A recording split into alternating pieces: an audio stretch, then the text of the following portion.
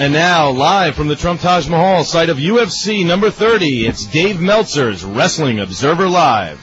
How's it going, everybody? This is Dave Meltzer. We're going to be here for the next 2 hours. We're going to be talking about pro wrestling mainly, although we will have some stuff opening up. We're going to have Eddie Goldman, who, of course, does the No Holds Barred show that precedes us, talking about the UFC. And we have Evan Tanner, who's in the main event tomorrow night against Tito Ortiz for the UFC middleweight title. It's in Atlantic City. It's on pay-per-view if you have a satellite dish. And if you don't, you should find a friend who does, because it'll probably be a pretty good show.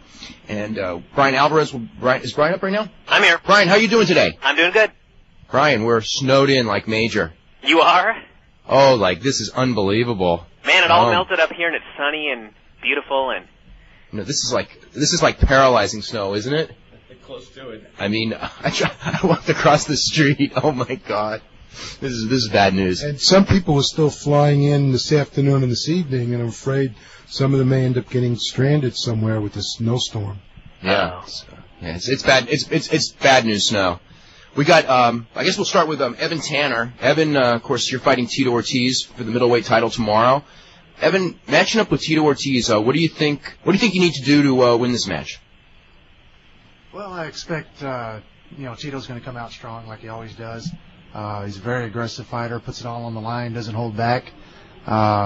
Just got to be ready for that, and try not to get caught up in that game.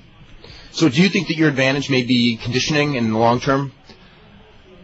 You never know. We conditioned a lot. From understand, Tito's trained a lot. He's in good condition. I'm hoping that will play a factor, and that it will be to my advantage. The longer the fight goes. As far as experience, you've had more fights than him. Where do you think that may turn into an advantage for you? And as far as where do you want it? Do you want to stand with him? Do you want to be on the ground with him? Do you really not care? Are you just going to go comfortable either way? It doesn't really matter. I do think that my experience in the ring, I've had over 25 fights. I forget the exact number, but I think that will. The experience will help a little bit. As far as where I want to fight, being on the ground or standing up, it doesn't matter either way. I just want to, I think I'm prepared for whatever happens in the match. How would you rate your training for this fight and your conditioning coming in as compared to fights in the past? Is this the best you've trained, or you're happy with where you're at today? Absolutely. I have trained more for this fight. Trained more, trained longer, trained harder, and smarter. So we're definitely ready to go. For a lot of people who aren't familiar with your background, you started out in Amarillo, Texas, with the USWF under Steve Nelson. Back in '97, yes. And you turned into the biggest star that he had. And then you got hooked up in Japan with Pancras, and you fought many, many times there. You probably fought more there than anywhere. Is that right? More in Amarillo. I fought more in the USWF. I've been to Japan, I think, 6 times. Fought about 6 or 7 fights there. And you fought several times in UFC. You had a Daryl Golar. That was a pretty memorable fight. That was the first time to the UFC. It was a little, it made me a little more nervous than fighting in Pancrase for some reason. But yeah, I fought 3 times in the UFC. And so 25 fights in 4 years? It's 20. You fought 25 times in 4 years? About 27. I'm not sure what the exact number is. Yeah, how does that compare with other fighters as far as the schedule? Schedule-wise, I mean, how would you compare yourself? Do you feel that you fought too much, or do you feel that's a good number for that length of time? Well, it's when you're trying to build up a name, trying to make a name for yourself, you have to get out there and really fight a lot of fights, get a lot of exposure. I'm to the point now where I'd like to fight fewer fights, but fight higher level opponents. This fight with Tito was great. If I do happen to win, I would like to hold off a little while, take some more, not time off, but time out of an actual competition training phase. Time to really focus on some more groundwork type basics and stuff. So now, are you involved now in promotions as well? We talked about that right before the show. Yeah, I bought the USWF, the Unified Shoot Wrestling Federation, from Steve Nelson, and that's based in my hometown of Amarillo, Texas. And I've promoted 2 shows, and fought in both of those shows, which is a little crazy, but. That is crazy. Yeah. I'm involved in the promotion now, and it's, the USWF's a great company. It's, are a great place for up and coming fighters to get a chance to to test it out, or people that are interested in fighting. Gives them a chance to test it out and see if they like the fighting at all. Now, Amarillo, I don't know, when you were growing up, did Amarillo still have a big pro wrestling tradition?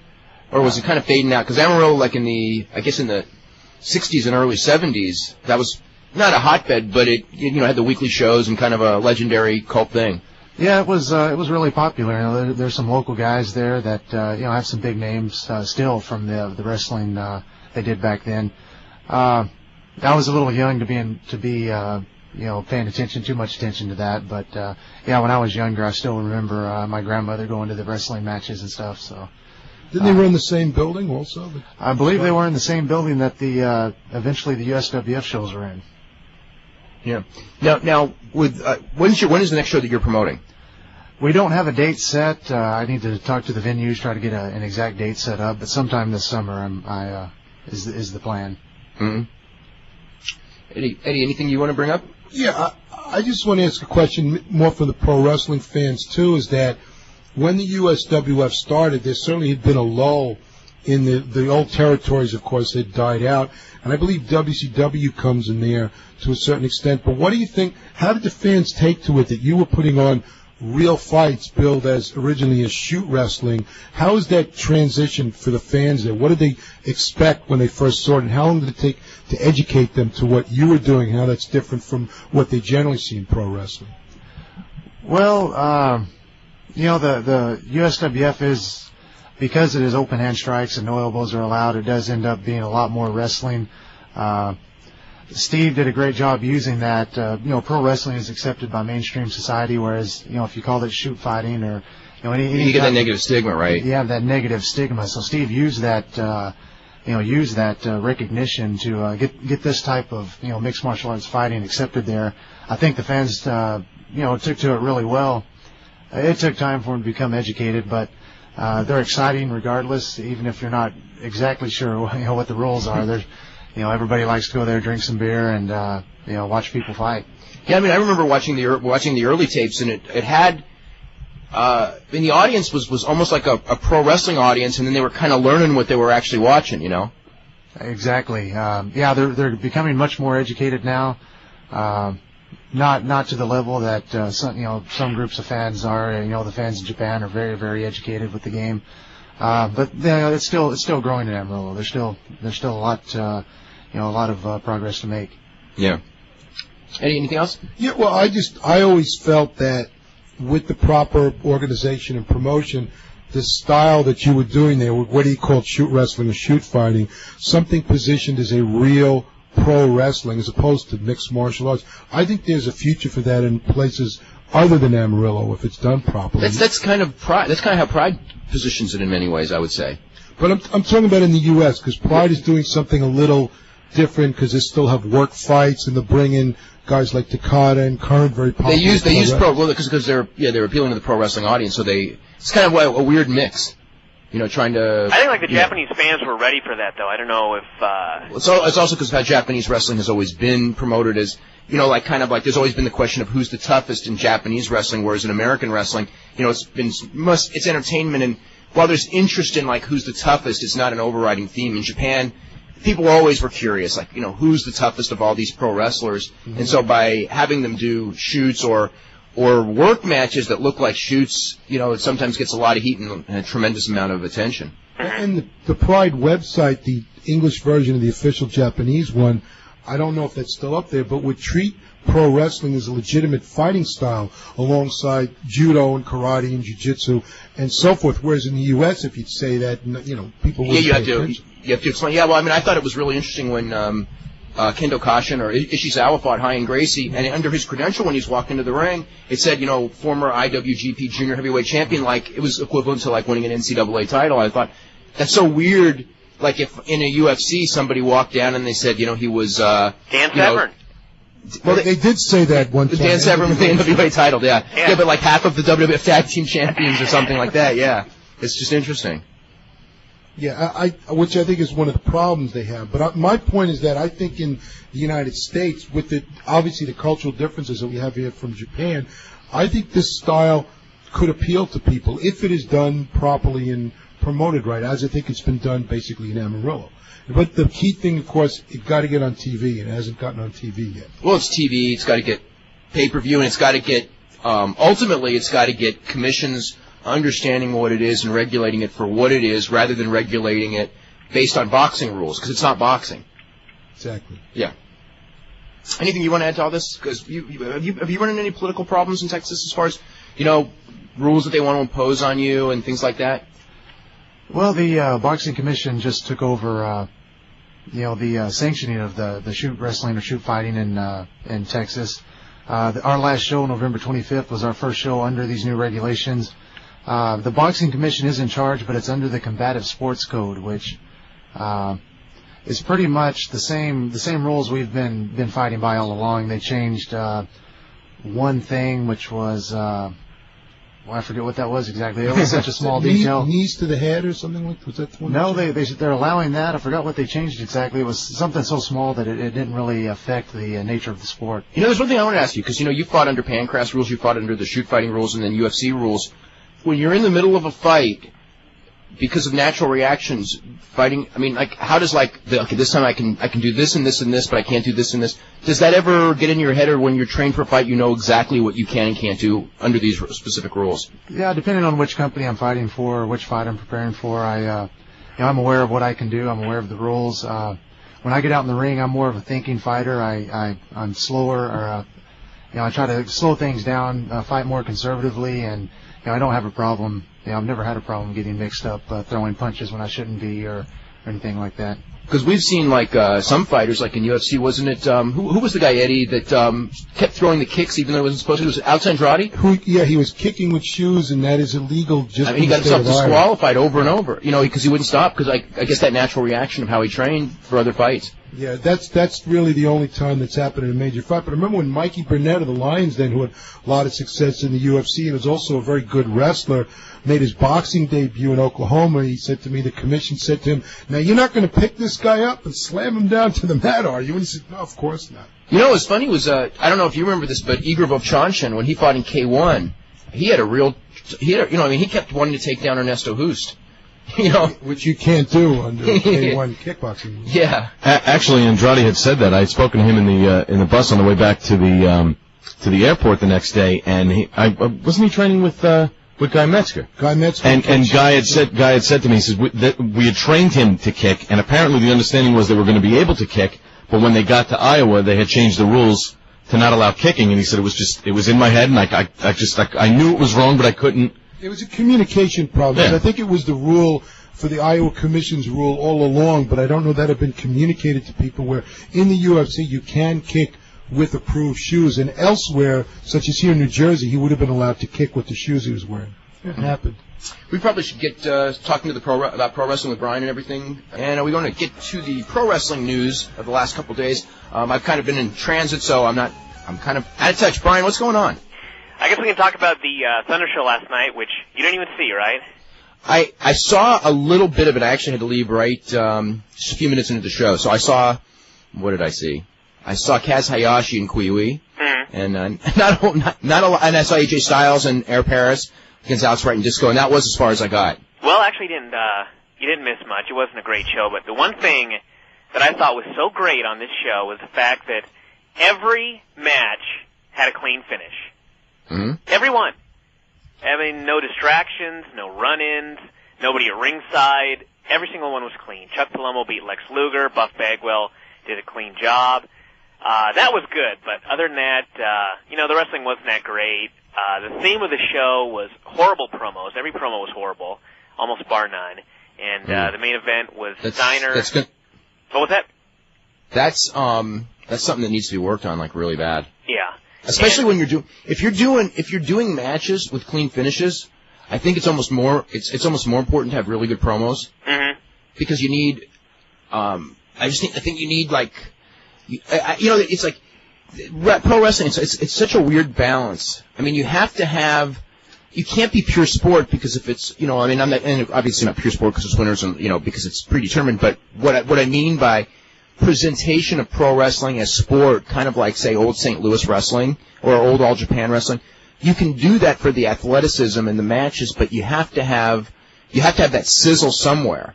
Yeah. And, usually it's got to be you've got to have the hype to make that stuff, go. And if you can't do a good promo, it's going to be pretty tough in this day and age, especially because they're really, they're cutting down on the eye candy, obviously. They got rid of, I guess, all the women, everybody. Right? Yeah. So they did mention Miss Jones, though, and they haven't mentioned Medeja, so I don't know if they plan on getting rid of her completely or what, but... No, the plan's definitely to get rid of all the women. Okay, I can tell you that for sure. And they may be doing that just to hype, the Cats match, because Cat and Canyon is a program, and use the name, Miss... I guess they did mention Tori Forever, too, and she was gone. Well, for a few weeks, because Hugh Morris actually backed into her and everything. I think it's really interesting. How come it isn't WWF and WCW? It goes back to the old school, and ECW for that matter as well. If someone is getting written out, they have to injure them as opposed to have them just disappear. It's like almost like this thing where, remember, what was it, BB? Remember BB? Yeah. And they had a power bomb her through that table, and then, right after she got power bombed, kind of put her on, well, we have nothing for you right now, and then, about a month later, kind of fire her, you know what I mean? I think maybe they just think that people will complain if these people just disappear. Well, it does end the storyline. It does give you a cohesive end of the storyline. I just think that, I don't know. I guess it's just kind of that thinking that everyone has to be blown off, that nobody can just disappear. Which actually is probably good. One thing I noticed was Scott Steiner came to the ring, and it was about 3/4 of the way through the match, and all of a sudden I went, hey, Medeja's gone. It's I totally didn't even notice until 3/4 of the way through, and I was thinking about the now, did they mention that on TV that Nash, I don't think they've mentioned Medeja's name at all.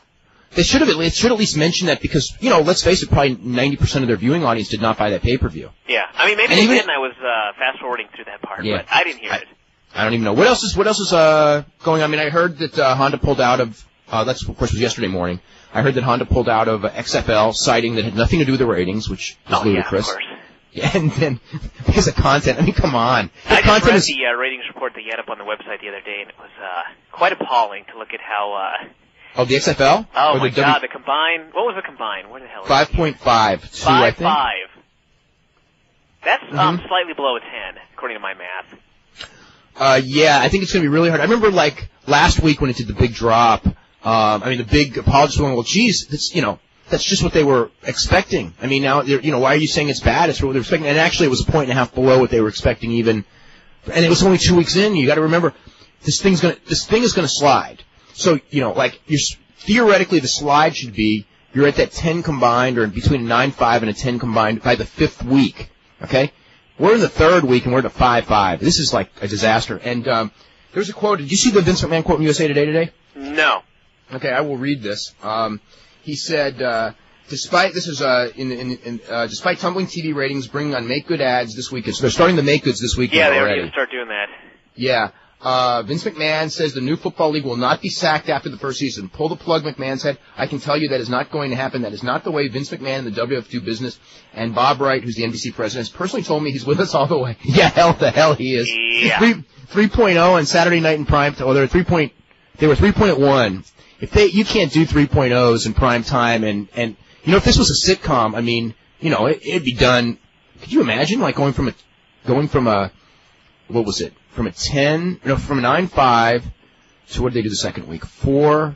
4.6 or something like that. Yeah, 9.5 to 4.6 to 3.1 in 3 weeks. If this was a sitcom, I mean, they'd already be playing summer replacement. You think it's bottomed out? I can't imagine the TNN number going any lower. I can't. I mean, what, lower than an 09? Well, I think it can. And UPN 1.5, I mean, God, I don't know what the lowest rated shows on UPN do, but that's a point lower than their average, for any show. And this was supposed to be one of those shows that boosts the average, kind of like SmackDown. Yeah. So, but, I mean, judging from the ratings pattern on the shows, in the first 2 weeks, what you had on the NBC thing was, it would start strong and then people would tune out as the show went on, which tells you that there was a lot of curiosity people that really didn't like what they saw. This week, you didn't have the big tune-out factor on any of the 3 shows. In fact, the TNN show, the thing with the TNN show that was so scary is it opened at an 05. After all that promotion, Every day, all day. Well, no, they started at 2. They did the 2-4 the first week. Everyone's with all that promotion. Oh, the second week, okay. The second week they had less promotion, but they still had a lot. Yeah. And they opened at an 05 and it grew to a 1-2 and ended up at an 09. Now these are national numbers. I don't want to confuse people. You think Vince will go out and say, the problem is TNN just did not promote us? He can't say that. He may say it, but he can't. Hey, Paul said it too at the end. TNN. I mean, I remember I used to, on Saturday mornings, just because the last thing I'd watch on Friday nights would be ECW. So Saturday mornings I'd be watching TNN and I'd see ECW promotions, all the time. And then all I would hear from everyone is, "Oh, they never promoted us." Of course, it's towards the end. You gotta say something. Yeah. Anyway, we got Bad News Allen. Any other news, like major news, as far as to get to? We'll get to Bad News Allen. There was a Kurt Angle conference call today, but there really wasn't any major news on it. I sent you the transcript. I sent it to the Dave Meltzer address, so you can read that. But really, I nothing glanced major at it on there. before the show. But what was that? I glanced at it right before the show. Yeah, nothing major, but a couple of funny things. And I guess we'll talk about that later if we have time. Okay, we got Bad News Allen on the line from Calgary. Bad News, how you doing today? Okay, fine. And you? How's it going? Oh, we're doing really good. I'm here in Atlantic City. We're snowed in, so kind of. Where you at? Atlantic City. And you snowed in? We're snowed in, yeah. Kind of like the. Beautiful here in Calgary. Is it really? Yes. Well, now I heard, and this is basically a phone message I got.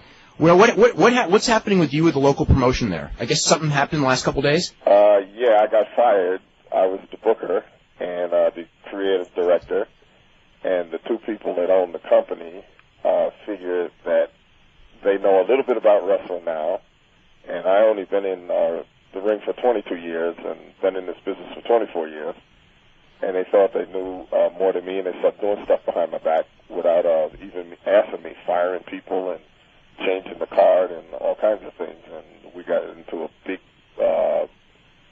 shouting match and whatever, so I got fired. So I left, and then 600, the other guys that were, some of the guys that worked there, they left also because they really felt that I was doing a good job, and they didn't like what was going on. So now, what was it? What was the name of the company there? That was the WCEW, Western Canadian Extreme Wrestling.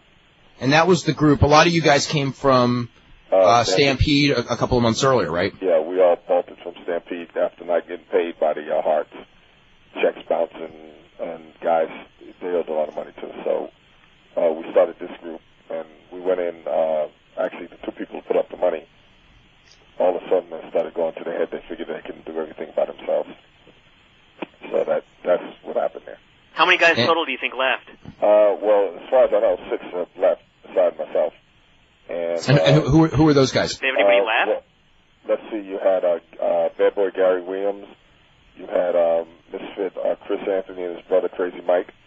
You had Payne, Andre Payne, who used to go with Cyborg. And a couple others I can't think of offhand. Rick Titan. Oh, yeah, he used to play for with Japanese and WWF too. And the WWF. He was the Razor Rick Titan. Yeah. And he was with the WWF. So we all left. Now you're trying to start up another company. It was called Wrestling Essentials. Yes. And tell us what your goal is with this. Well, our goal is to actually provide service to a lot of the young and up-and-coming wrestlers about what direction they should go into their careers. Like so many get involved in a lot of bogus schools out there that profess to be able to train them into pro wrestling and then set them off into big careers and all that, and it's a lot of baloney. And they may give them the wrong kind of gimmicks and different things of that nature. So we pretty much put this group together where we can advise these young and up-and-coming guys which way they should go, and who's legit and who isn't.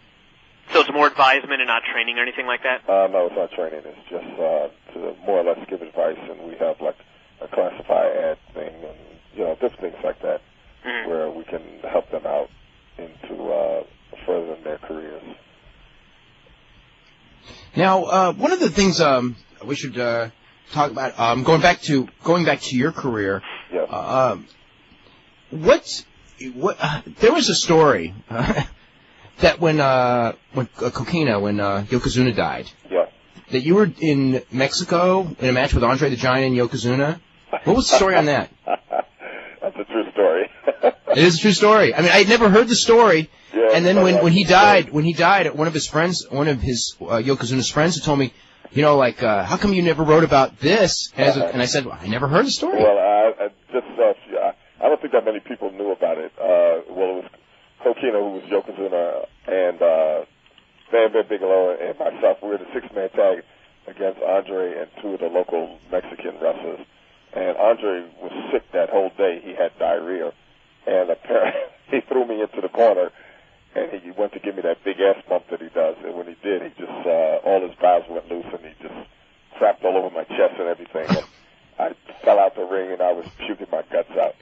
Oh, was that the worst moment you ever had in the ring? Yes. In your life? Well, that was probably the worst moment, Oh, and, my God. He really felt bad about it. He apologized and everything, but, it couldn't be helped. He was sick, Yeah. But, after a while, once we got all cleaned up, I got cleaned up and everything, we just really sat around and laughed about it because it was pretty funny, Yeah. Afterwards. Yeah. Oh, my God. Oh. Has anything, close to that ever happened? I haven't even heard a story about that before. Anywhere else? No, not to me. That's the closest, anything to me that's happened to, Now, have you been in contact with people as far as Japan and things like that, as far as sending guys there? What's your relationship with New Japan like, or did it kind of go by the wayside when you started working for Takada's group?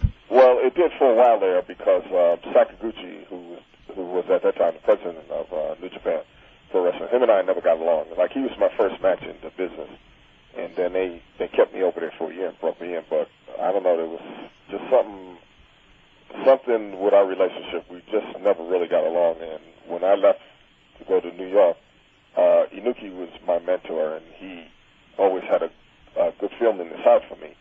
And I'd get guys booked there and everything. And when he left and went into politics, and I came back and went to New Japan, our relationship picked up, Sakaguchi and I, and there was no seeing eye to eye on anything. So pretty much when I left there, he wasn't too happy.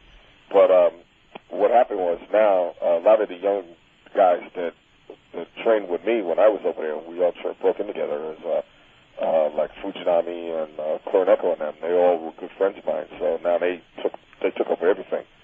So they actually got in touch with me, and they want me to start helping to book some young wrestlers there because Saito, Master Saito, he was in charge of booking the wrestling, but what he was doing was signing guys to one-year contracts, and then they were there on every tour, and they said that wasn't a good idea because the people were getting tired of seeing the same guys. So they got in touch with me, and they actually want me to start helping them to book some of the new young talent that we got up here. Because we got a lot of good wrestlers in Calgary, young guys that just need a break to go somewhere, and they have no connections. So I made connections through Koroneko, Black Cat, who's always been a good friend of mine for over 27 years. And now, were you involved in Jason Anderson going over there? Or was that something different? No, that was something different. He went through Tokyo Joe, got him over there, but I had nothing to do with Jason going there. Okay, because one of the things, and you were in Japan during this era, that I always found Japanese wrestling more interesting before when every tour wasn't the same. You used to have 6, 7 guys. You would go maybe 4 tours a year, yeah. And you would go more than most people, but and there was Hogan and Andre would go all the time, right. And then the underneath guys would be guys that would go maybe once a year, yeah, exactly. That would be territorial guys. So everyone had fresh matches. Exactly. Well, in my case, I broke in with them. So the first, I was there for a year, and then what they did, they sent me to Vince McMahon Sr. and to Mike LaBelle. So I was out of the country for 6 months. Then they brought me back for another 6 months, but it was a time that I was on every tour.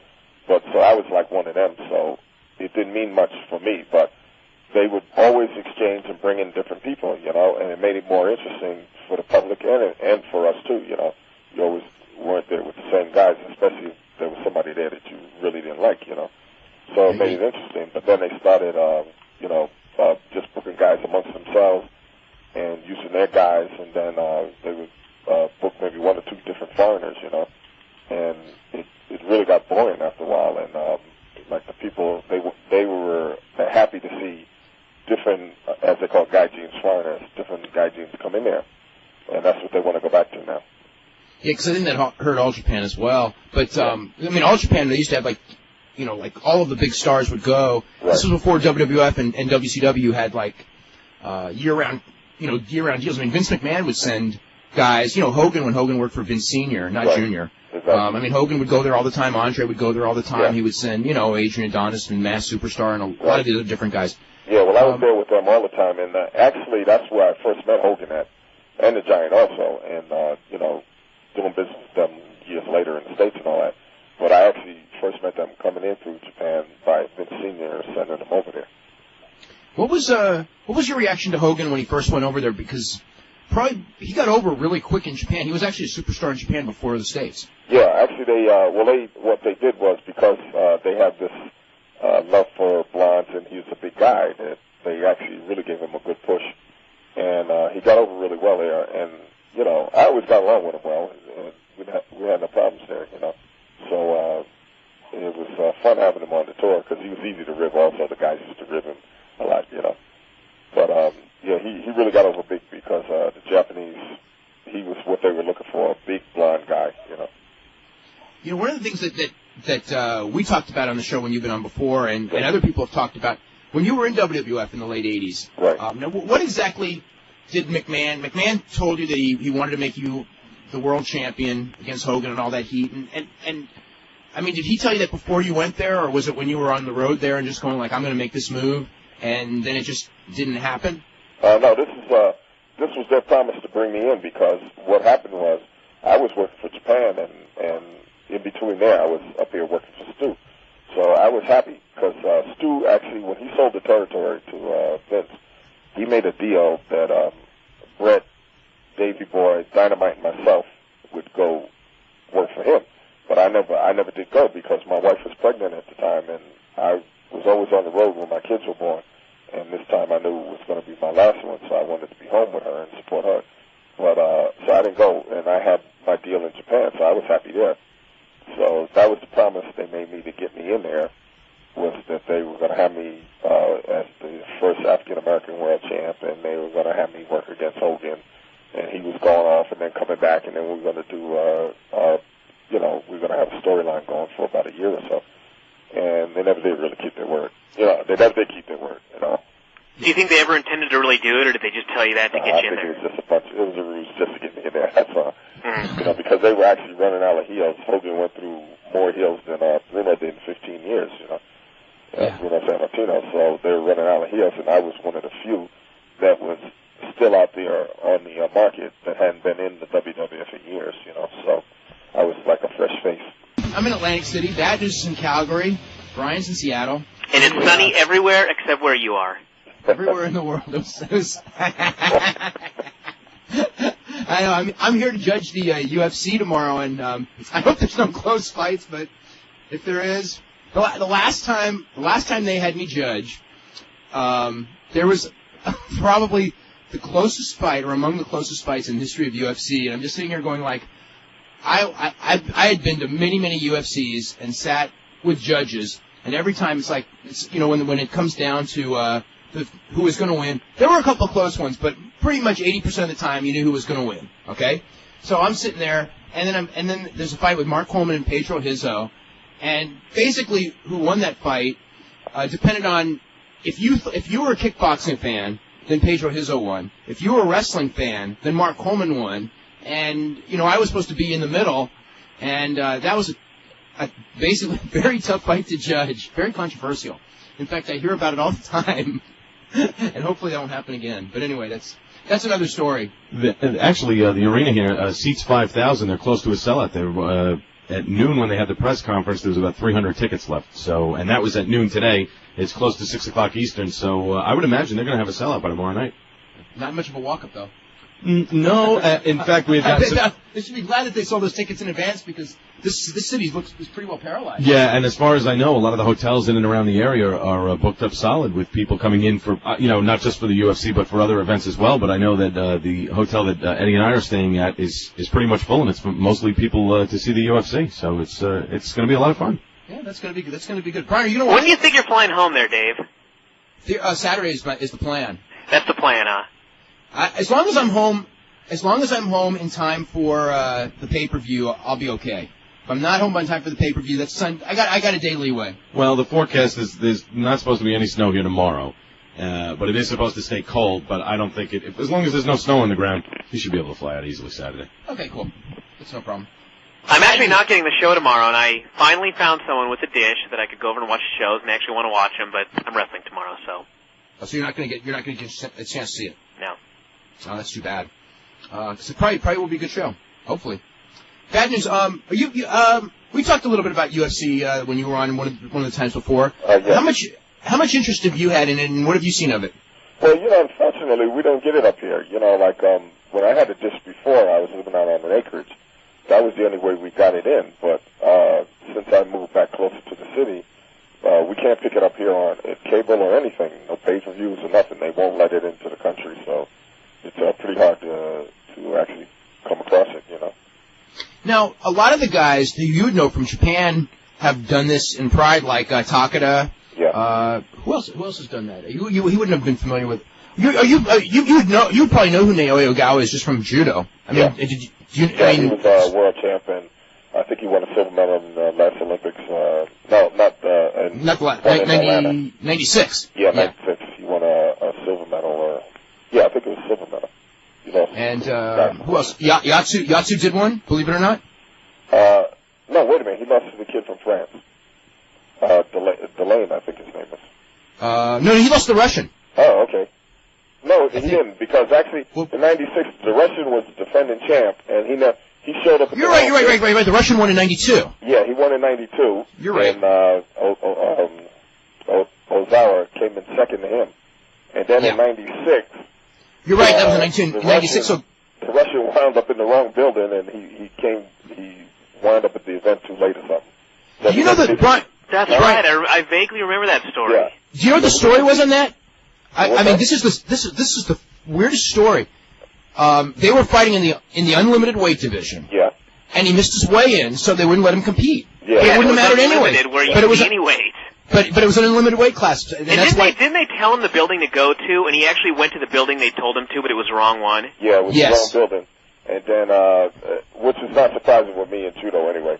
But it was the wrong building he went to, from what I heard. And then when he finally got there, they said, well, you missed the weigh-in time.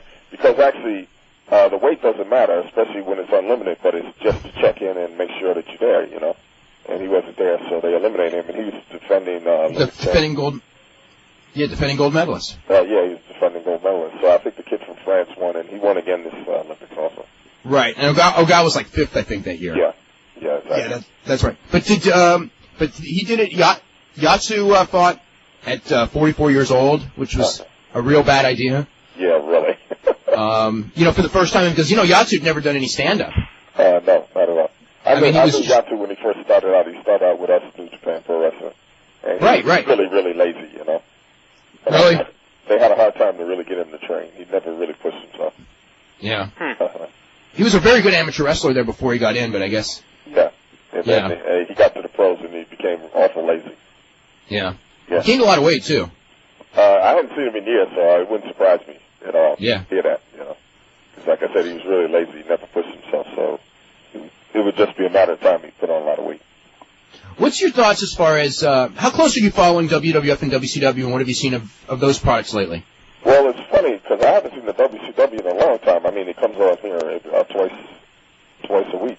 And the WWF, I usually catch some of it, So the storylines, like I'll maybe catch the first part of it, or the middle of the show, or somewhere in the end, But I haven't been really following that close, though. But from what I've seen of it, it's just too much, Too much soap opera. It looks like to me what they're trying to do is push Austin again, which I think his time, he's seen his day. And they're trying to push The Rock down, and then they got the kid, what's his name, Angle, the champ.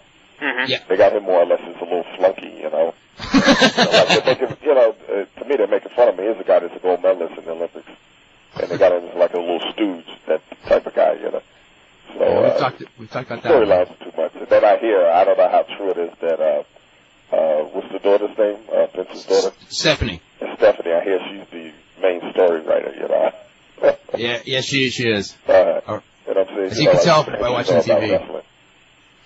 You know, the funny thing, he made two interesting comments, Kurt Angle, in his conference call today. The first one was, he made the same comment he made last year, almost at this time, when he said you will not see the same weak babyface or heel Kurt Angle, probably more of a cynical, dastardly Kurt Angle sometime very soon.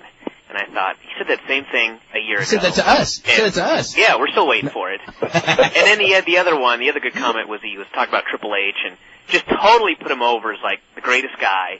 And he said Triple H has helped direct his character and has really helped push him in the direction that he's been going lately. And I thought, what a shocker that is. If that's the case, I think he should go slap Triple H right across the face, you know. That was my thought, too. Because he sure hasn't done him any justice by the character that they have him doing.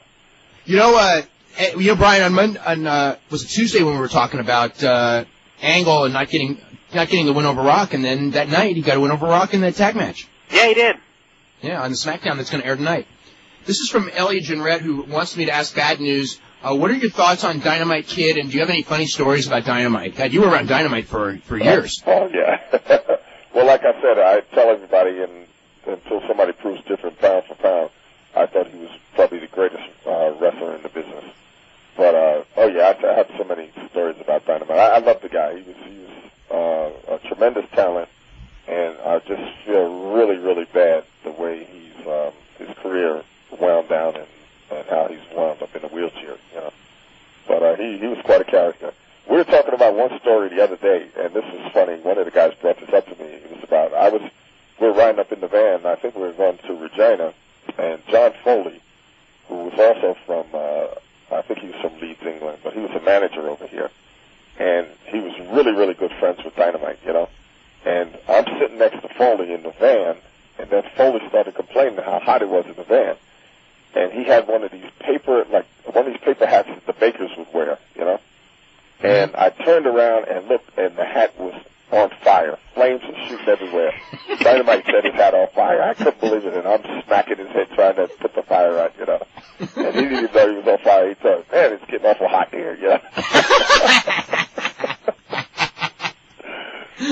That was one of the funny stories. No, there's somebody about Dynamite. He was a character. He liked to rip people, you know. Would you say that you had your best matches ever with Dynamite, or would you name somebody else? Because I know you wrestled him in Calgary a lot. Yeah, I would say that some of the best matches I had was with him, and some of the greatest matches I ever seen was with him in the original Tiger Mask. I mean, those were classics, you know. Obviously, Chris Benoit patterned his style after Dynamite Kid. How would you compare the two? You think that overall Dynamite's the better of the two? Well, I think that Chris is a second coming to Dynamite. He's a lot bigger than Tommy was. Mm-hmm. But I think if you're copying the original, you're never going to be the same as the original. But you become close to it, but you'll never be the same. And I think, you know, like I said, he copied the style from Dynamite and everything, but there was only one Dynamite Kid.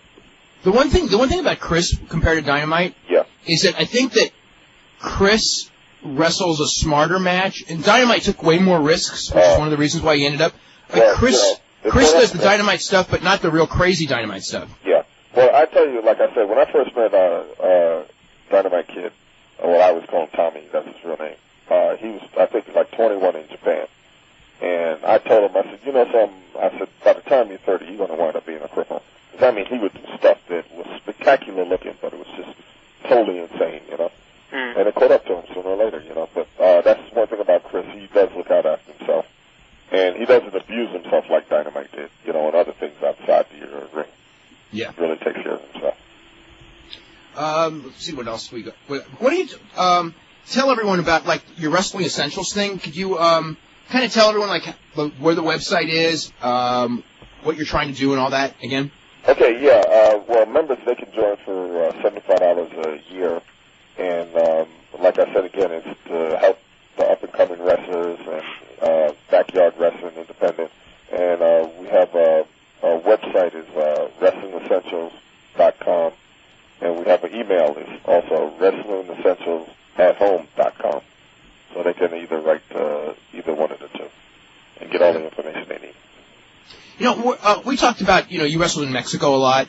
Did you ever wrestle, like, as far as Japan, besides Japan and Mexico, and Are there any other places that you toured? Oh, yeah. I was one of the... You were in Pakistan, weren't you? Well, yeah. That's the story I was going to tell. I wrestled Inuki there, you know. Well, we had a tournament there, and it was over a 2-week thing, and the main event came down to Inuki and myself. And then after the match, we're in the shower, and I told Inuki, I said, you know, I really appreciate everything you've done for me in wrestling. You know, you've taken me all over the world. And I said, but if you come back here, don't even ask me for $1 million because I would never come back here again. Because we were there for 2 weeks, and I was actually sick for a month. It was just the food, or? Yeah, from the food. Just physically sick. I was actually in a match. It was Inuki. We were in one time in the tag match. It was Inuki and Fujinami against Bill Eadie, Axe from Demolition, and myself. And I got out the ring. It was an outdoor show, and there was about 50,000 people there. And I remember telling Bill, I said, you know, Bill, I think I'm going to pass, and that's the only, I remember I passed out. I just collapsed. And they actually took me back, and they gave me all kind of vitamins and stuff because I was losing so much fluid all the time from sickness. Wow. Yeah. Was that the worst place you ever went then? Oh, yeah, without a doubt. And the craziest place has got to be South Africa. In Durban, we wrestled there. I wrestled Gamma Singh down there. He's like the Hulk Hogan of now, is that the same? Is that the same Gamma Singh from Calgary, or different Gamma Singh? Yeah, same one. Yeah, he's the same one. And I wrestled him down there. And those people there, they're totally insane. You know, they're nuts for wrestling, and especially you do anything to Gamma, they just want to kill you. You know, like one time we were setting up for a match for him and I, because what they would do was like a championship match, but it would go over a 3-week period. So it would like be the best 2 out of 3 matches you'd be the winner.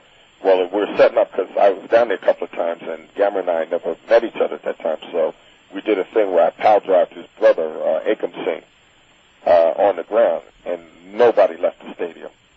And it was funny because they had me go back in the locker room and stay there for about an hour. And then they said, okay, they were going to try to sneak me out because the people were still in the arena. They brought in the ambulance and everything, and they were going to cart him off to the hospital. And most of the Africans, usually when the matches were over, they would just go home. But that night I came out, and they were all in the back. And one of them came up to me and he spoke. He said, don't worry, brother, nothing's going to happen to you. And I, what do you mean? He said, well, the East Indians are threatening to kill you, you know, because of what you did to Akam Singh. So I had this little driver, and I grabbed him, and I threw him in the car, and I said, let's get the heck out of here, you know.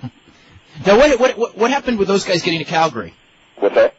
What happened to Gamma? How did Gamma get into Calgary? Now he'd never worked Calgary at this point, or did he go back and forth? Well, he would always go back and forth. He lives in Calgary. Actually, he was here before I was. He lived in Vancouver for a while. He was born in India, but he lived in Vancouver for a while, and then he was here in Calgary for years. But he would always go back and forth and travel through there. The Middle East, he'd work a lot of shots in the Middle East, in Japan, and he'd work in South Africa a lot for over many years, you know. But he was also working with our group up here. Our special guest, Bad News Allen, 22-year in-ring veteran of pro wrestling, after being a legend in judo for God, how long did you do judo? Probably 20 years? 14 years. 14 years? Yeah, I competed for 14 years. American champion in judo, God, what, 6-7 times maybe? Yeah, 6 times, 2 gold medals in 2 different Pan American games, bronze medal in the 76 Olympics. Were you the first American to medal in the Olympics in judo? No, actually the second. The first one was Jim Bregman in 1964 in the middleweight class. He won a bronze medal, and then I was second 12 years later. Okay. Can we get Joe on the phone? Hey, Dave, how you doing? Doing really good. How are you? Doing all right. I got a couple questions for Bad News. Sure. I saw an interview with Bret Hart, and he said when it was tough working with you because there was a lot of times where you would take a couple shots at him and you would basically stiffen him and you wouldn't sell. Is there any truth to that? Well, he didn't tell the whole story. The truth is that every time I worked with Bret, I got hurt. He gave me 2 concussions, and we were in a town called Regina, which is about 8 hours from west of Calgary. And I just got over my second concussion with him, and I told him, I said, we were going to work, and we had a spot where they were supposed to use a kendo stick. And I told him, I said, you can hit me across the back with it as hard as you can, but don't hit me in the head. So what happened was, I said, did you hear what I said? He was standing there pouting. Yeah, I heard you. So I said, don't hit me in the head. I'm not kidding. So he hit me in the head, and the next thing I just jumped up and went crazy on him. You know, I didn't sell nothing, and he wound up getting knocked out. Yeah. Because, you know, in this business, when you tell somebody to stay away from an injury that you have, they mean it. They're not there to be to wind up getting hurt or put in the hospital by you taking cheap shots at them, you know. So then after that, he'd always go around and complain to everybody how I was stiff and how I wouldn't sell for him and anything. I said, no, it was just I was protecting myself from him because every time I worked with him, he would do something to wind up hurting you, you know. Yeah. Yes. All right, well, I appreciate it. Dave, keep up the good work. Okay, thanks very much, Joe. Have a good one. This is from Paul, who goes, he wanted to know how come you decided to settle down in Calgary. He goes, I used to live there, and it was an awesome city, and was wondering what you thought about Calgary. Well, it's funny because at the time, when I first came up here to work for Stu in 82, I was living in Australia, and then I came back in 83, and I met my wife, and I wound up staying here. And I like the city. It's a really beautiful city. The only thing, every year I claim I'm leaving when winter rolls around because, it gets cold sometimes, really freezing. But well, you grew up in... Did you grow up in Jersey? No, I actually grew up in New York, but I did the rest of my training, like my last 5 or 6 years I lived in Jersey. I moved over there because I switched schools from Judo Incorporated, where I broke in judo, over to Cranford Judo and Karate Center, which my teacher Yanni, who was my mentor to get me on the international scene. I moved there to train under him for the last 6 years before I actually moved out of the States. How old were you when you saw your first wrestling match? When I saw my first one? Yeah. I think I was like 7 or 8 years old, and I remember I got barred from wrestling until I was almost a teenager because I picked my younger sister up in an airplane spin and dropped her on her head. And she started crying, and my father just jumped all over me, and so we were barred from watching wrestling until I was a teenager. And then once I started watching, I never really followed because I was in the judo then, and I thought these guys were no athletes. You know, they weren't in shape at that time. Like the workers you have today, most of them always hit the gym and everything, but then back then nobody hit the gym, and they were always out of shape, and they looked bad, you know, so I never really got interested in it until I eventually got into the business myself. Now, basically, they brought you in 77-ish, and it was Inoki had just done the match with Willem Ruska, so they were looking for guys from other combat sports to come in and fight the New Japan guys. It was kind of the beginning of what I guess it turned into, and still to this day, you know, with the Ali fight and everything like. Now, when you went there, what was the thoughts? Because the Ali Inoki thing has kind of come up again in the last couple of days because Inoki's talked about trying to get Mike Tyson out to do something over there. When you know, what was the feeling when you started? Because the Ali Inoki thing was kind of a disaster, although history's been kind to it. And then you came in, I guess, with Sakaguchi, kind of to do the thing, basically to put him over. Right. And I mean, were you a fan of wrestling? And what did they tell you going in as far as like, you know, what they didn't want and you know what they maybe were afraid of a bad mixed match? Right. Well, what happened was, like I wasn't a fan of wrestling, and actually my coach Yanni got me involved. And at first he told me about it, and I started laughing. I said, I don't want to do that phony stuff, you know. And he said, no, you can go to Japan. We'll get you over there, and they'll train you and everything, and it'll be a lot different from what they do in the States. So what they did was they flew myself, Sakaguchi, Chuck Wetner, because he was on the same card. And I knew him from working in the bars in Jersey because he was a liquor salesman at the time, and he used to come in our bar. So they flew him and myself, Inoki and Sakaguchi, to L.A. So what they wanted to do was this time was actually to go over everything so it wouldn't become a fiasco like the Ali Inoki one they did before. So first, they didn't really say anything to me, to my coach. Well, they told him, but he never said nothing to me, so I just kept training like I'm going into a shoot or something. And then what they did, they had me come in and work out a little bit with Sakaguchi. We would do randori like in judo. And I'm just Ali Olympics. He hadn't competed in like 10 years, so of course I'm a lot stronger than he was. And then they said, okay, now this is how we're going to do it. And so we went round by round what we were actually going to do. And that's how I got into it. And then once we had the match, they kept me in Japan for a year, and they brought me into the business. When you had done the first match and it was over, Was were your thoughts that you wanted to make pro wrestling a full-time thing, or was it just like, I don't know if I want to do this again, or? Well, that was the plan, because my coach said when they expressed that they wanted me to do this and they wanted me to put Sakaguchi over, he said, no, look, he said, this guy invested a lot of time and a lot of hardship into this business of judo. You just can't steal everything from him from one night, just to give him money. You gotta give him something more than that in return. So that's when they said, well, if he wants to stay, we'll keep him here and we'll break him we'll teach him the pro wrestling business.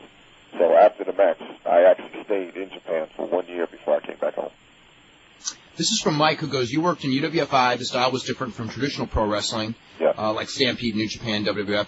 Was it a hard adjustment for you? And what do you think of Takada as a person? And did you see him in the Takada Vader matches? He was asking what you thought of the Takada Vader matches. Yeah, well, I love Takada. I know him because he was actually a co-hire of mine.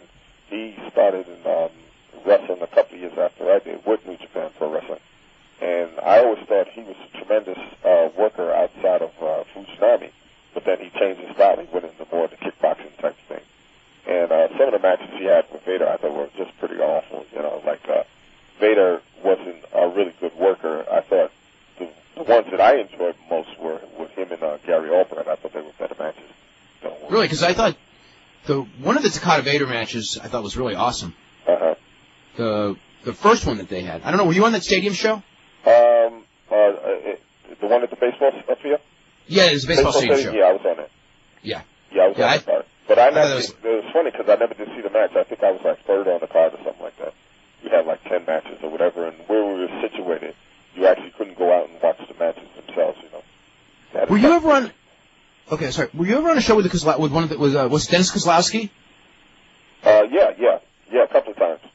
What did you think of him? Because I thought he had like some potential, but it just I don't know if he had tremendous potential, but nobody just seemed to do anything with him. They never really gave him a chance. And I think he was a silver medalist in the Olympics, and they just brought him over and just used him up. They really done nothing with him. But I thought that guy, they could have really done something with him because he was a tremendous athlete. Yeah, he reminded me a little bit of Angle. Yeah, exactly. Yeah, and even the looks and everything, and the way he worked and all. Yeah, looks and body, and his brother, who was working over there too. I never met his brother, but I heard he worked for Pancreas or one of those groups over there. No, he worked for I forget, but Dwayne worked with the original UWF. Before it became UWFI, I think. Oh, I see. All right. Yeah. What were your thoughts of Vader? He kind of had a reputation as being a guy that would just pound on you. The guy was a total idiot. He was so stupid. What he would do was always open his mouth up and put his foot in his mouth, Like he'd make statements that were just totally off the wall. And he couldn't back it up, really. And I told him one time, you just need to just shut up and go sit down somewhere. The more you open your mouth up, the more trouble you get into, He's just a total idiot. I don't like the guy. He's brainless. Yeah. Let's go to Steve. Steve, what's going on? Bad news. Yep. How you doing? Okay. It's been a long time. I used to hate you so bad back when you were in Calgary. I said a lot of bad things to you, so I got to apologize for that. No problem. But there's one thing that's been bugging me for about 20 years. Did you actually break Archie the Stomper Goldie's son's neck? No, that was just a work. Well, you got me. It wasn't even his son. That wasn't even his son. That's right. That's been bugging me for so long. I know. A lot of people still in this town still believe they'll see me on the street or something, they'll come and talk to me. Oh, I used to watch you all the time. And one other thing, why did Ed Whalen quit just shortly after that? What's that? Why did Ed Whalen quit just shortly after that happened? Oh, I don't know. There was something going on with him and Stu. He just used that as an excuse to I think, get more money out of Stu. But there was something going on with the office there. I don't know what the true story was. Oh, okay, well, and how come Edmonton doesn't get much wrestling anymore? What's that? How come the city of Edmonton doesn't get much wrestling here anymore? Well, I really don't know. They have maybe is it a commission problem? Maybe they were trying to go up there. I always thought that was a good city to wrestle in because they always seem to have better fans up in Edmonton than they did in Calgary. And even when the WWF goes up there, they draw better in Edmonton than in Calgary. So I don't know really why. Well, God bless you, Alan. Okay, thank you very much. Okay. That reminds me of when I saw that angle, who they're talking about with Archie the Stomper Gouldy and his son and everything. Yeah. That was one of the greatest interviews I ever saw after you did that angle with him. He did a tremendous interview. They replayed that. Remember, was it about a year ago when you were working for the Hearts and they did that? They showed it on TV and they replayed that interview. Right, exactly. And it was like, 18 years later or something. And I'm watching this going like, this interview's even better now than it was then.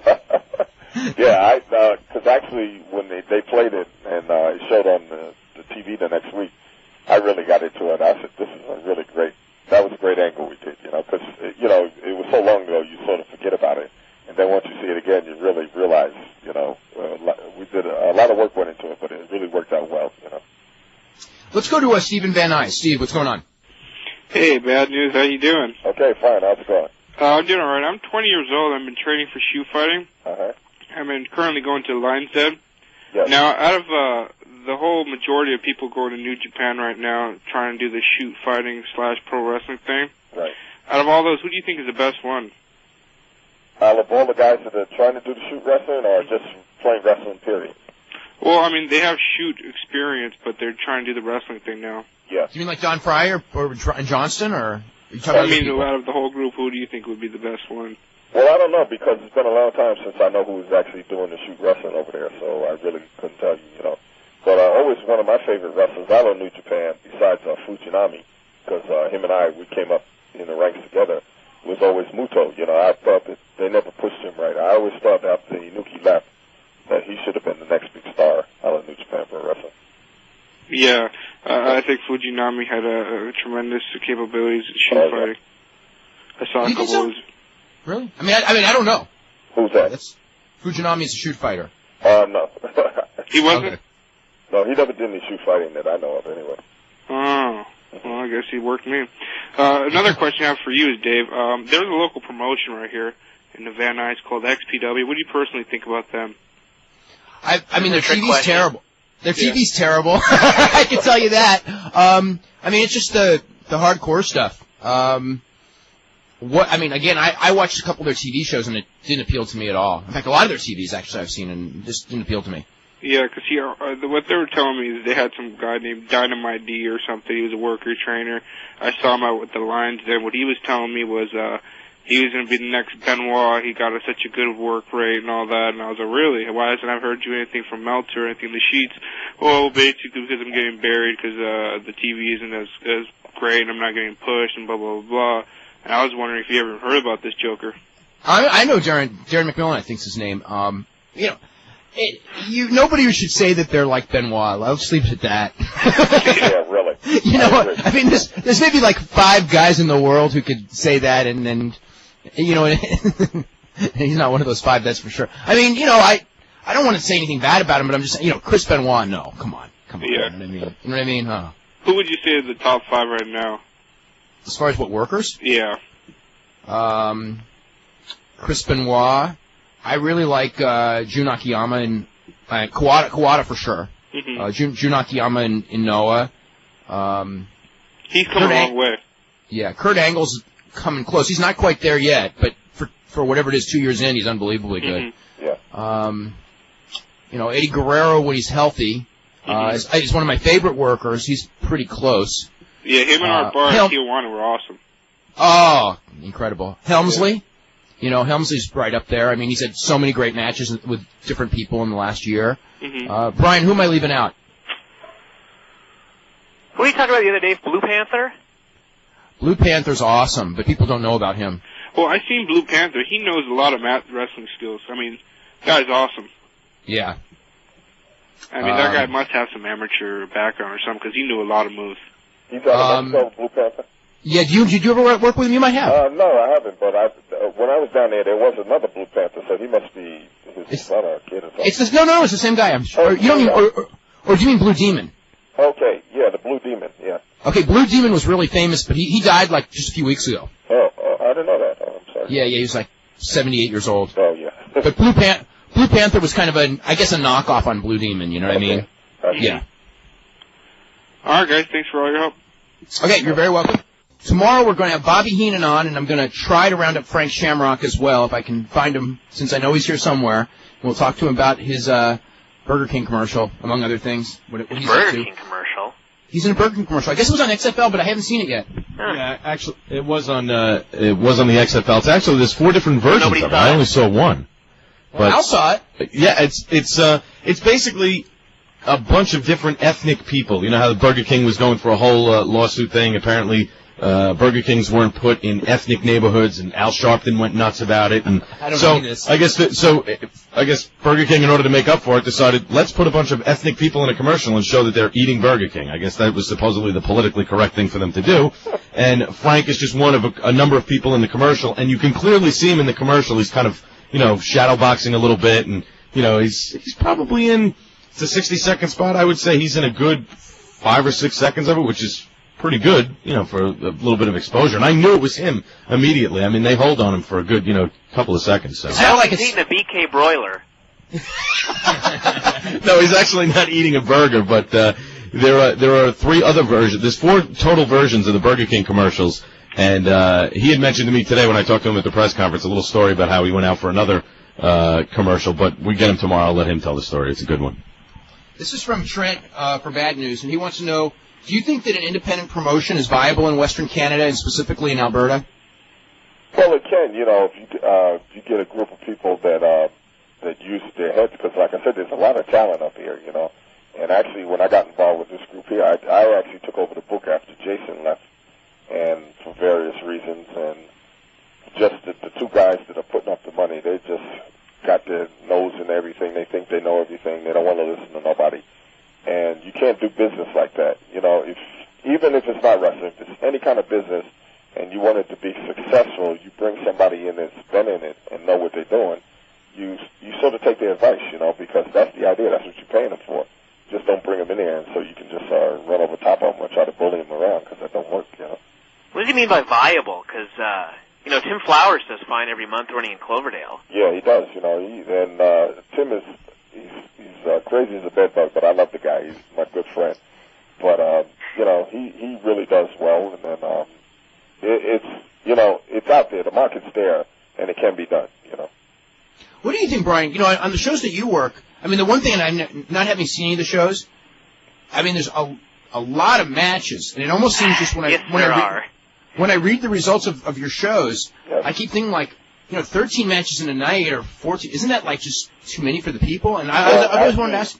Actually, when I took over, I cut it down to 7 matches, and actually the TV that they're going to do tomorrow, they're going to do pilot for the TV show. It's down to 6 matches, because it was too many. That's what the Hearts were famous for. They would just drag stuff on, and you would be there till like 12 o'clock at night, You'd start at maybe 8 o'clock, and, well, they never started on time anyway, but when you did start, it was always just too late, and you start to bore the people. So that's one of the things I did. I almost cut the matches down in half, The way Tim's doing it right now is he's just got so many guys that, I mean, the last show there were 22 matches. Yeah, I saw that. But, I mean, most of them were like a minute or 2 minutes because these guys can't really go longer than that right now. Right, exactly. But, for the people like, Buddy Wayne's up there and guys like that, for them it kind of sucks because, they got to go out there and do a 3-minute tag team title match. Right. But, I mean, for the undercard guys, I mean, you don't really want to see those guys going longer than about a minute anyway. No, because if they go any time after that, the match just becomes horrible, and then you can see right through their work. I mean, he gets it going fast. I mean, it's bang, bang, bang, the thing's over in 2 hours. Yeah. That's the way the show should be. It should be no more than 2 hours and no less than like an hour 45 minutes, I think. Anything over that, you just start, the people get restless and you just start boring them to death. Let's go to Jason in Maryland. Jason, what's going on? Nothing. How are you, Bad News? Fine. How you doing, Jason? I'm good. My question was, I remember at WrestleMania 6 you had a match with Roddy Piper. Yes. I remember during the match that Roddy Piper was painted half black. Now, at the time, I thought that was kind of an offensive thing to you, Yeah. And what was your feeling towards that? And I remember that you disappeared from the WWF shortly thereafter. Well, yeah. Well, it was just a matter of time I was leaving the WWF anyway because I was having so much trouble there. Okay. And I actually gave my notice before I left for WrestleMania 6, but they conned me into staying. But Vince and Piper approached me with this idea, and they wanted to do it. And I said, go ahead and do it. I didn't care anyway. I never did like Piper, he'd always like to throw around the N-word, so I figured one of the brothers would get home and beat the crap out of him one day on the street, you know. But, you know, that was their brainchild. They figured that was a cool thing to do, and I thought it was a total disgrace. But the only thing they did was make a fool of themselves, really. Yep. Okay, thank you. Okay, very welcome, Jason. You know, there's a lawsuit, and I don't know how close you follow this, but there's a lawsuit in Atlanta as far as racial discrimination. I mean, in your experience, having been in wrestling for 20 years, how prevalent do you think do you think it's overt, or do you think it's like that? I mean, there's different types of discrimination where guys don't get a chance just because promoters don't think they can draw, or do you think that or guys don't get a chance just because of overt racism? We're not going to give them a chance whether they can draw or not. Well, that's what I think it is, because I actually told that to Vince once. I said, you know, African Americans' money is green and it spends just like anybody else's money, you know. So you gotta, because we had, I went to him expressing my concern about him calling Juanita Sapphire, you know, because to us, well, for people in my age generation, maybe a lot of the younger people don't know it, but that's actually an insult towards a black woman from the Amos and Andy days. And he knew all about it, but he tried to make like he didn't know anything, you know. But, of course he knew about it. It's a coincidence. He's the same age group as you. Who's that? Vince? Vince. Oh, yeah, you know, but he's trying to con me like he didn't know. He never heard of it before. Yeah, right, you know. He didn't tell me anything, you know. Well, somebody should explain that to me. I said, well, I'm telling you. Okay, I'm going to change her name. So he changed it to Sweet Sapphire. You know, but that's the way he is. Everything is a big rip with him, you know. He thinks he's pulling something over on somebody. But it was actually there for a long time. Like, if you have a bigot, he don't care how much money could be made. He's a bigot, and that's all there is to it. And he's not going to change his way of thinking, you know. So if he's got the opportunity that he has a person of color in there who's a talent, he's just not going to give him a break. And that's the way it was. And I still feel in a lot of cases that's the way it is today, too. Did you ever have any dealings with Verne Gagne? No, I never had. But I heard stories about him, but I never, ever dealt with the guy. Were there any territories that you wanted to get into that you couldn't get into, or, you know, during your career, or just was it kind of one of those things where you ended up where they asked you? Yeah, well, actually, like, because for so many years, for almost 15 years straight, I worked for New Japan, so wherever they sent me, I went. But, you know, you heard stories about up in for Verne's territory that it was hard to get in there, and the one up in Portland, I understand, was also the same way. Mm-hmm. Going back to the Wrestling Essentials, why don't you tell everybody exactly, you know, with the Wrestling Essentials, the different services you're trying to provide, things like that? Yeah, well, like I said, we're going to have consultants, and we're going to have the classified ads, and we're going to be promoting events, you know, on the website, different events that come along and everything. And the benefits, you know, like they're going to have the network and the promotional of individual federations, and you can go on there as a member and actually promote your merchandise and things like that. They're going to have classified ads doing that. So that's some of the stuff that they'll be up to. You know, when you okay, go ahead. Excuse me, job posting too. Okay, when you worked for UWFI, yes. Sakuraba was already there. What did you think of him? Who, Sakuraba? Yeah, Sakuraba. Oh, Sakuraba. I don't really remember him that well, you know? Yeah. So it's hard for me to say. Yeah, I think he was just starting out, and now he's like, you know, the big star in Pride. Oh, okay. Yeah. He was probably just one of the young boys, so I really don't remember him that well. He was at the time. Yeah, right. he was.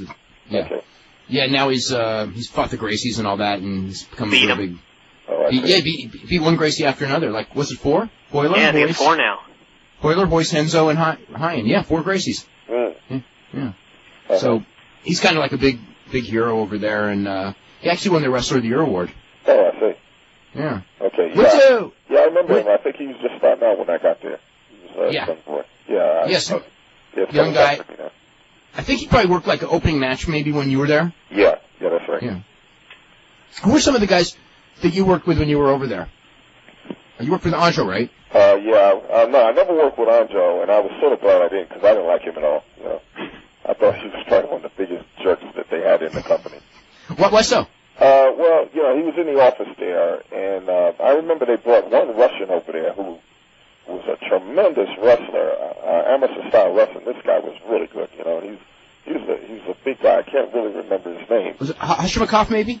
No, it wasn't him, because Hashimov was the short, stocky. No, okay, Zangief. What's his name? Zangief. Yeah. Zangief was really good. Yeah, and Angel worked with him once, of course, he had to go over and everything, and I thought it was totally, because actually the people were really upset about it, because they could see that this guy was just a great talent, and he had to put that Angel who couldn't do anything, really, He was a bit of a jerk. I didn't like him. I never did work with him, so, let's see, I can't remember some of the other guys' names now. It's been a while that I worked with him. So it's probably Yamazaki? Yamazaki, yeah. Well, I knew Yamazaki from New Japan Pro Wrestling. And he was always a nice kid. I worked with him over there. He was always good people. But I understand he's sick now or somebody told me that he's not working anymore. Yeah, he retired last year. He had, I'm not sure, I forget what it was exactly now. But he had a lot of injuries, and I think it was an illness, though, more than an injury. Well, I remember when he was with New Japan and he broke in, and then he was in a match with Dynamite once, and Dynamite did that big flying headbutt off the top rope, and just gave him a concussion, and he was out for a long time. He was out for almost a year, And then he came back, and then he went off with the original UWF, and then they came back to New Japan again, and then they left again and did the UWFI. But that's the last time I saw. No, excuse me. The last time I saw him, he was back with New Japan again. Because I was in Tokyo, and I went down to see him, and he was back with them again. That's the last I heard. And then I heard he was sick, and he stopped wrestling. Did you ever come across, I guess Tamara would have been in that company, too. What were your thoughts of him? Yeah, I always thought he was really good, He thought he was had awesome, a good style, very good style of wrestling. And I always enjoyed watching him work. I think I worked with him. I worked against him once also. Yeah. Good. Yeah. Because he turned into a... the thing with him, he was, great at that style. Uh-huh. And then, he went to rings, and then rings went from being work matches to shoot matches. Right. And he's actually, for his weight, really good at shoots, but they keep putting him against really big guys. Yeah, exactly. And it's real tough. It's real tough on him. I think he's taken a lot of punishment in the last couple of years, unfortunately. Oh, so I'm sorry to hear that, because, like I said, I really enjoyed watching him. He had a really good style. There's another kid that also, I'm trying to think of his name, Kakihara. Kakihara, yeah. Yeah, I liked him too. That kid was really something else, Oh, with the fast hands. I don't know whatever happened to him. I don't know if he's still working or what. Yeah, he actually works for All Japan right now. Oh, I see. But all the companies there are kind of cross-promoting. I think they need to because business is down. Oh well, there's so many companies there now that they just saturated the market over there with wrestling. Because when I started there was just 3 companies. There was International, All Japan, and New Japan. And then International broke up, and they half came with us with New Japan and half went with All Japan. And now, the last I heard when I was there a couple of years ago, it was 40 different companies, There's probably more than that. No one even... Wasn't it 40 just in Tokyo alone or something? What's that? When Fumi Saito was on, I think it was 48 in Tokyo, and then somebody told me it's 60 companies? It wouldn't surprise me. Like I said, the last time I was there was in, 1998. And it was over 40-some companies then. And it was just too many, The thing with that is that most of the companies, literally nobody knows who everyone is. Yeah, exactly. Exactly. But, when you were there, as far as the evolution of the wrestling over there, how do you think it's changed from when you first started going in the 70s to now? Oh, it's really changed, everyone wanted to have their own style because Baba, his group, mostly worked American style. They worked real easy. They always told a storyline and everything. And New Japan was always known for hard matches, almost close to shoot matches. That's the way they wanted it. They wanted to look stiff, and they worked stiff, So, but, now they got all the different groups going with the shoot styles and all that. And, the different ways that they run the matches now. It's just totally different. It's total chaos over there now. Oh, we just sent an email from Tom Joswiak. The Thunder rating was a 1.5 last night. No way. That's an all-time low. Blaming it on oh God, that's. It was those. What was it last night? The music awards. The Grammy Awards were last. I mean, that's an excuse for some of it, but when it's a 1.5, it's not. You just can't blame it on the Grammy Awards. You don't think so? Because you can blame some of it. No, you can blame some of it. Okay, but you can't blame all of it. Not when you're doing what. Actually, when you're doing like a 2, though, what are they averaging? Like a 2-1? They were probably averaging 2-1. They did 1-9 last week, so they dropped 4/10. And even though the Grammys did a 16-7, that's actually down 4% from last year. So there weren't even that many people tuned into the Grammys either. Well, 16-7 is a good number. I mean, that's a little bit tougher competition than Monday Night Football. A little bit. But wow. I understand the house shows too are really. They're not drawing many people also, you know. No, they're not, but they hardly run them. Yeah.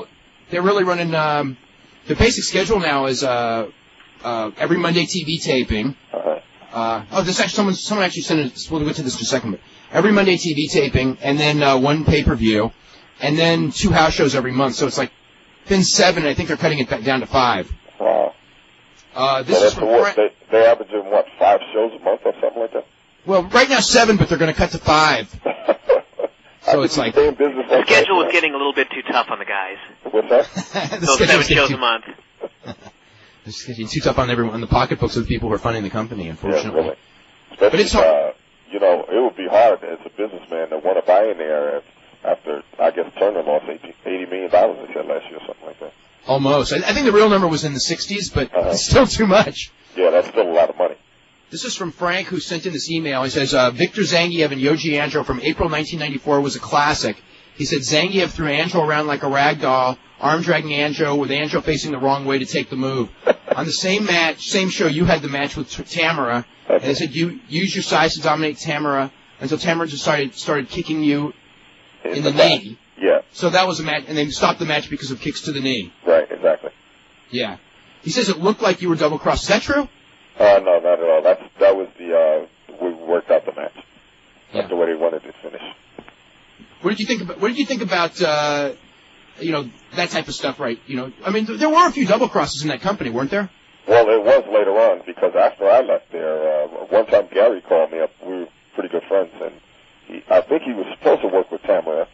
And, Gary worked with Tamara a couple of times. They were really weird matches. Yeah, and they wanted actually him to put him over. And then he sort of got mad in the match, and something happened, and then they didn't want to pay him his money, and there was a big fiasco over there. You know, this is just before he went off to All Japan Champion. Yeah, there was a match. I'll tell you how it went, because I remember seeing the tape. It was very weird. Gary kept taking him down and, like, holding him down. And Tamara would get to the ropes, and Gary wouldn't break. Right. And the referee's just frantic, going, Gary, break, and he's slapping him. And Gary's just laying on him. And then Gary, about 5 minutes in, started getting tired, and he started hitting him in the face, and I don't know what happened. It was a choke, and Gary did the job, right. but it was very weird match. Yeah, well, they had some strange things going over there, you know, because forget there was one kid that he was really tall that I worked with. I think he went off to All Japan Pro Wrestling. That's right, Takayama. Is the real tall one? Yeah, he's like 6'4"-ish, 6'5". Yeah, okay, yeah. One time I'm working with him, and he kicked me right in the stomach. I mean, like my lunch was up in my throat, you know. And so we're going around. I finally got my breath, and I just hit him with a left jab. And I hit him with a left jab, and then the referee just freaked out, you know. He's going, no, I'm not punching. So every time I go to work over there, he says, now remember, Mr. Allen, he'd always call me Mr. Allen. Mr. Allen, please, no punching nobody, okay? I said, okay, no problem. Fantasy, before we left, we were talking a little bit about WCW real briefly. Yes. If you were brought in to that company, I mean, is there anything? I mean, you haven't watched it closely, but I guess you're pretty familiar with what's going on. Yeah. What do you think needs to be done? Well, you know, I always said this. I said this a long time ago. It's always been a cliquey group down there. You know, it was always guys like Flair and his friends, and Hogan and his buddies, and Macho Man and them. And I thought when they had Malenko and Eddie Guerrero and Chris Benoit and all those young guys, I thought that they were the ones that they should have actually been pushing, you know, because those other guys had their turn, and they should have just stepped aside.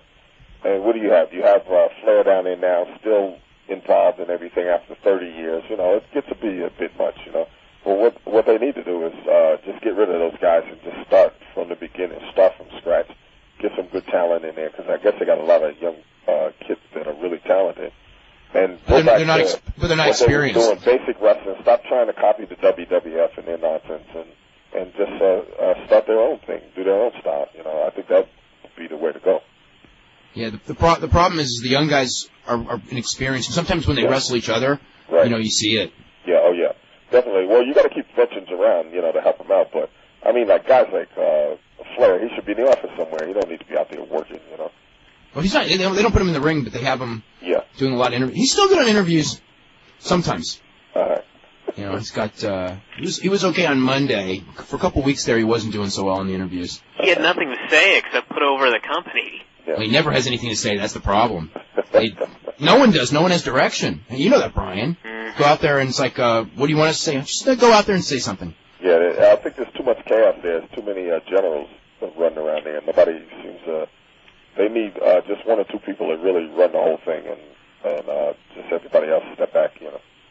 If you were 20 years younger, would you do something like UFC or Pride as a pro wrestler or before pro wrestling, doing with your judo background and everything? Oh yeah, with my judo, I would have done it, because I would have been still in great shape then, and didn't have all the injuries that I have now.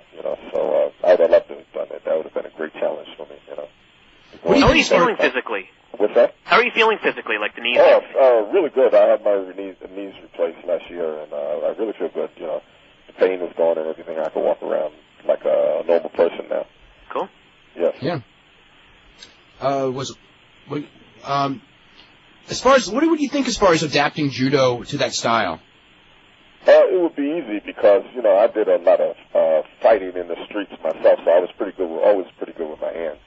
And then adapting judo to it would have been a real challenge that I would have loved to have done, because judo pretty much covers everything. You're throwing in your mat work and your arm locks and your chokes and all that.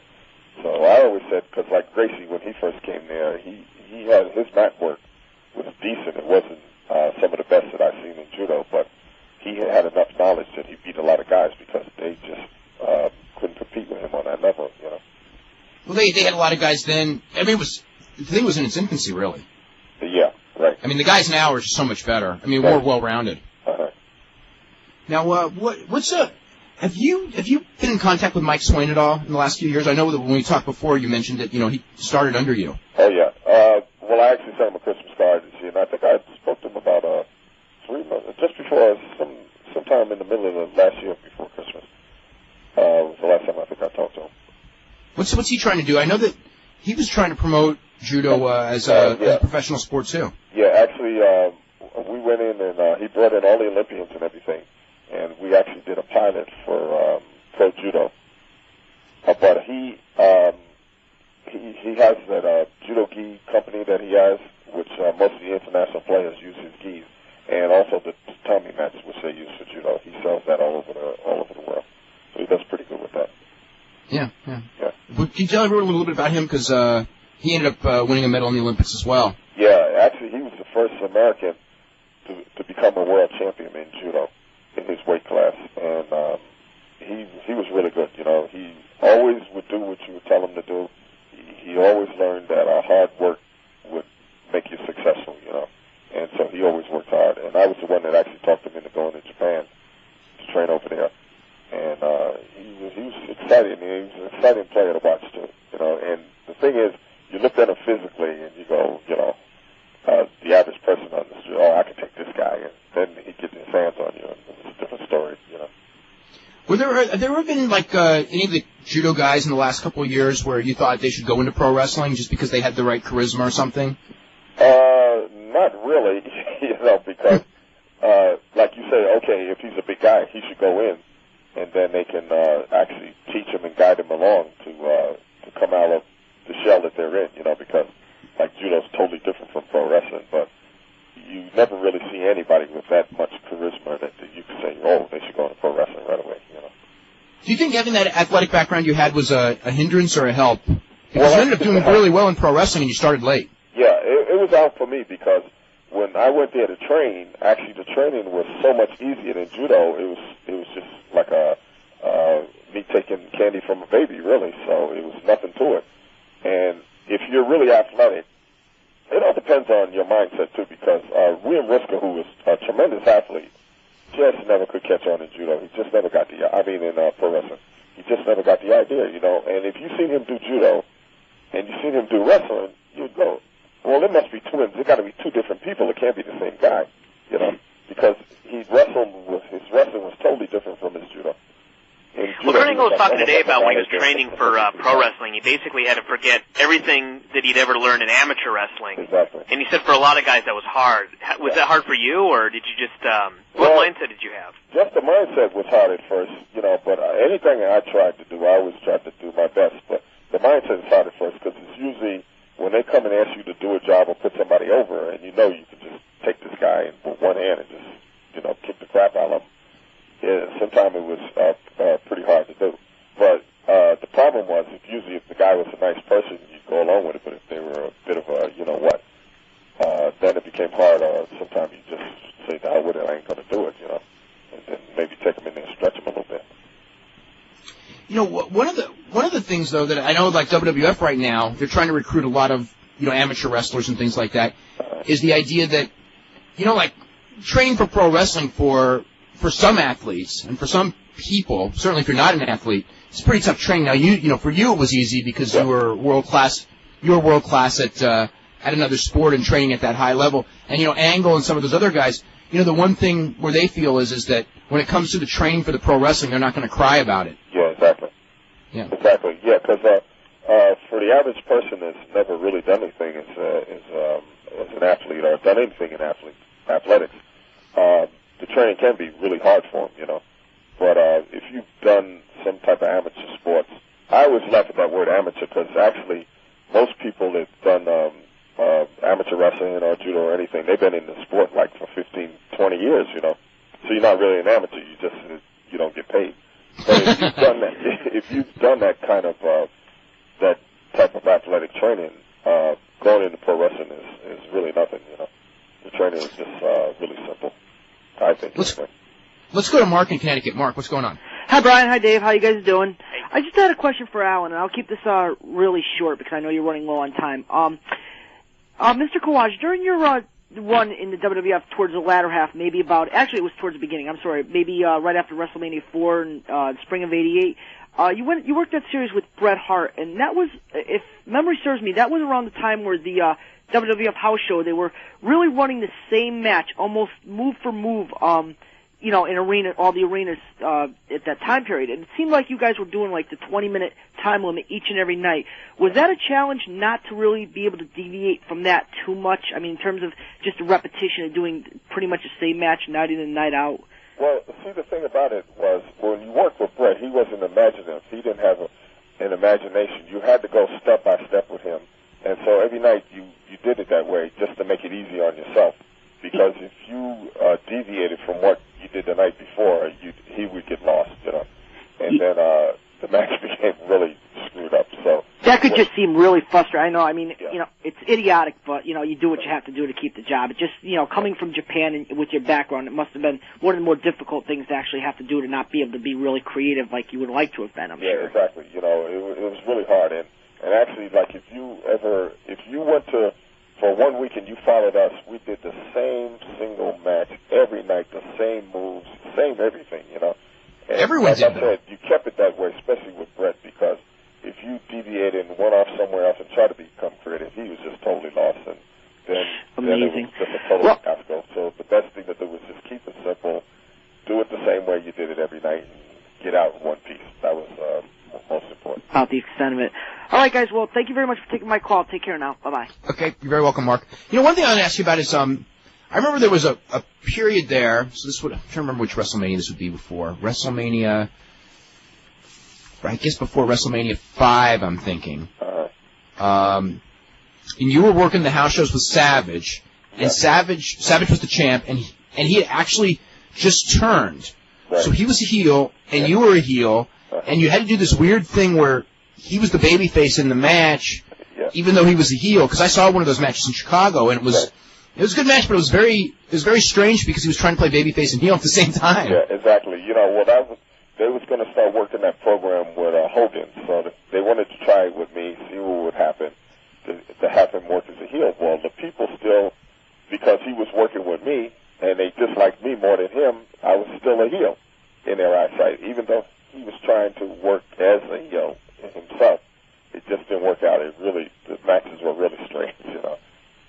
Yeah, because I was compared to when I first started working out with him, when he was just an all-out babyface. Then it was a lot easier because all I had to do was my thing, you know. Yeah, because it was weird. It was just interesting watching it. I mean, the people.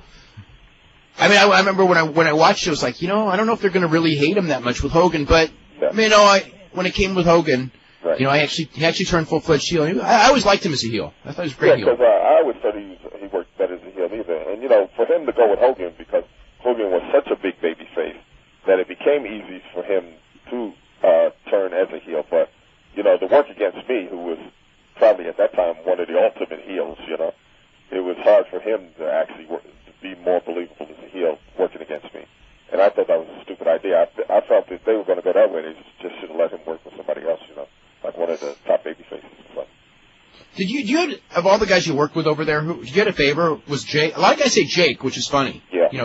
Jake was my favorite to work with. I love working with him because the guy had good psychology.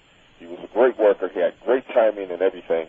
And everything we did, it just clicked. It just was just right. Like Hogan always had charisma. He was never a good worker, and I thought the last 5 years of his career he should have retired because he was really embarrassing himself. But he would just listen to you. Whatever you tell him to do in the ring, he would listen, and that's how you got a good match out of him. And Randy was good, but he was crazy. Like you never knew one day from the next what Randy was going to be. If he was going to work halfway decent or if he was going to go totally nuts. You never know. But Jake was always my favorite to work with. He was just really easy. It was a night off working with him. I used to just be looking forward to working with him. He was really good. Okay, my headset was cut off for a second, so I missed something there. Where was that at? Oh, what's that? I was cut off for a split second there. Oh yeah, they were talking about. Well, I was just talking about Jake. How he was my favorite to work with in the WWF. Outside now, did they do that snake angle with you? I think we talked about you didn't like that angle, right? No, I didn't. Especially my wife really hated it because she knew Vince's way of trying to more or less put me into the role of Stephen Fetcher or somebody like that. Where always years ago when you saw the old 30s, 40s, 50 movies, always your African American was afraid of everything. Like Mantan Marlin or one of those characters. They were scared of their own shadow. And this is what he was trying to portray with this nonsense with the snake. And my wife just hated it. Hold on. Should we go to Griffin Berkeley? Yeah, okay, Griff, go ahead. We're running low on time. Okay, hi Dave, how you doing? This is really quick, and it's kind of unrelated, but about the Lucha Libre show at the Rocapoco that you mentioned on The Observer. Yeah. What do you know about that in terms of how to get tickets, how to... There's a phone number there. I think that it's supposed to be confirmed one way or the other tomorrow. I think that's what I had heard. But yeah. Okay. Do you have any idea of the rest of the card, or? No, I don't know anything else. I don't know if it's going to be local guys. I don't know any. I just heard Santo and Blue Panther were coming up. That's it. Okay. No problem then. Thank you very much. Appreciate your show. Okay, you're very welcome. We're actually running out of time right here. I want to thank Bad News Alan. And oh, you're very, very welcome. He's one of our favorite guests. Real quick, tell everyone the website to get your wrestling essentials before we go. Okay, yeah, it's WrestlingEssentials.com is the website, and the email is WrestlingEssentialsAtHome.com. Okay. And Bad News Alan starting up that wrestling thing. And, of course, Brian will be here tomorrow. We're going to have Bobby Heenan on and probably someone from UFC as well. And we'll see everybody tomorrow at 5.